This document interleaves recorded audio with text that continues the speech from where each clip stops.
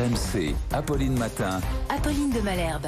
6h26 sur RMC, l'heure de l'économie. Le Chypre du jour. Le Chypre du jour, Emmanuel, entre 20 et 40%, c'est quoi ça? Eh oui, c'est l'augmentation des prix du papier auxquels sont soumis les imprimeurs. Alors je vous dis 20 à 40% parce que ça dépend des qualités de papier évidemment. Si vous prenez des papiers classiques type manga, c'est plutôt 20% de hausse.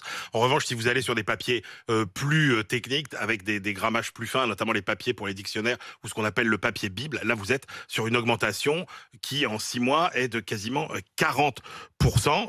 L'explication, alors c'est évidemment la pénurie de papier qui est apparue au moment de la crise sanitaire, mais il y a eu aussi le boom de la vente par correspondance qui a fait exploser la demande de carton pour les livraisons. Et puis, il y a surtout une industrie concurrente qui s'est mise à avoir des besoins considérables. C'est l'industrie pharmaceutique, pour emballer ses médicaments, les vaccins. Et comme finalement, le carton, ça rapporte plus pour les fabricants de papier que le simple papier pour les livres. Et du coup, ils se détournent du papier pour aller vers le carton. Et les imprimeurs et les éditeurs, pour eux, la vie est extrêmement compliquée. Et en plus, pour eux, il n'y a pas que le prix du papier qui est un casse-tête. Non, c'est un véritable enfer. Il y a l'encre, par exemple, dont les prix sont en hausse d'à peu près 15%. Il y a toutes les problématiques de transport.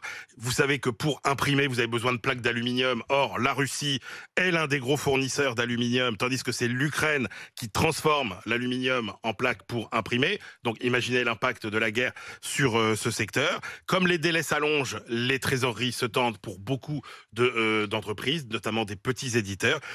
Alors certes, on va payer nos livres plus cher, peut-être 5 à 10%, mais ça ne suffira pas. Il y a quand même pas mal de petites maisons d'édition qui risquent vraiment de rester sur le carreau.